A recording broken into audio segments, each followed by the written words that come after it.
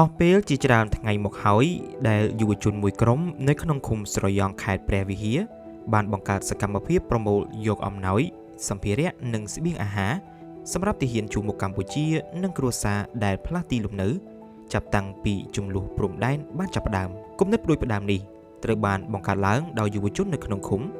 ដោយពួកគេបានដាក់ផ្លាកសញ្ញាទទួលអំណោយនៅមុខផ្ទះនិងតាមទីកន្លែងដែលបានកំណត់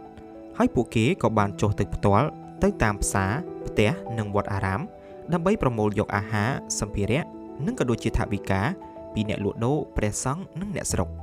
លោកមេឃុំស្រយង់ក៏បានចូលរួមនៅក្នុងការសម្របសម្រួលតាមរយៈការដឹកជញ្ជូននិងការចែកអំណោយទៅកាន់ជួរមុខនិងតំបន់ជនភៀសខ្លួនដ៏ជារឿយៗលោកធ្វើដំណើរជាង100គីឡូម៉ែត្រនៅក្នុងមួយថ្ងៃកន្លងមកនេះក្រុមការងារ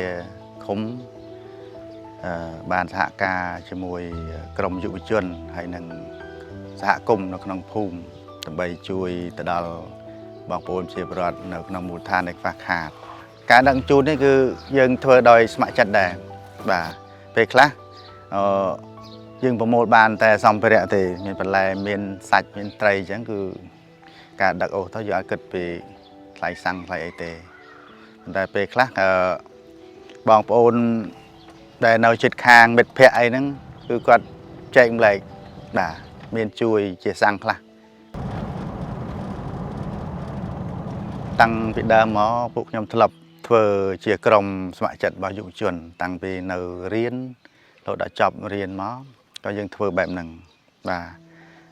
ដោយសារយើងគិតឃើញថាការចែកម្លែកក្តីស្រឡាញ់នេះមានអ្នកខ្លះជាអ្នកទូធាមែនប៉ុន្តែគាត់មានពេលវេលាធ្វើយើងបង្កើតជាក្រុមមកដើម្បីជួយពួកគាត់អត់មានពេលវេលាធ្វើគាត់មានថវិកាមកឲ្យពួកខ្ញុំអត់មានសម្បូរថវិកាទេប៉ុន្តែខ្ញុំមានពេលវេលាចំណាយពេលវេលាធ្វើមានរបស់យើងចូលទៅផ្សារមិញមានតាមតាក់សិតអត់មកដល់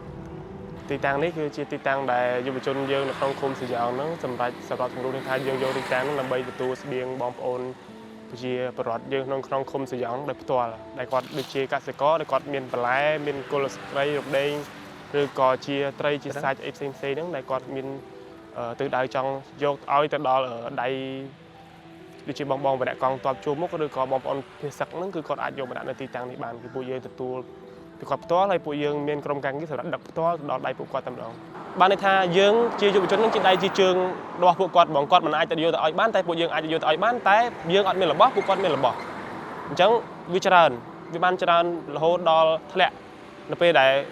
រយៈពេលដូចសង្គ្រាមកាទី2នេះវាអស់បន្លាយរហូតដល់20ថ្ងៃជាងអញ្ចឹងកាត់បន្ថយអាចមានសល់2ឡាន3ឡាន1ឡានតែវានៅមានសកម្មភាពរហូតយ៉ាងអត់បំផុតក៏យើងមាន1ឡានអីអាចដឹកទៅឲ្យបងប្អូនទៅហ៊ានជួបបានដែរការទុកចិត្តហ្នឹងទី1វាតកតូននឹងសេចក្តីថ្លៃថ្នូររបស់យុវជនផ្ទាល់ទី2គឺការចូលរួមរបស់មន្ត្រីឃុំដូចជាមេឃុំនិងមន្ត្រីផ្សេងៗហ្នឹងដូចជាសិទ្ធិខាងសាលាខាងវត្តអារាមហើយនិងអាជីវករផ្សេងៗហ្នឹងក៏គាត់បានចូលរួមអញ្ចឹងសកម្មភាពមួយហ្នឹងគាត់ឃើញផ្ទាល់ជាក់ស្ដែងវាពិតជាទៅដល់ដៃបងជួរមុខឬក៏បងប្អូនភាសាពិតប្រកបមែន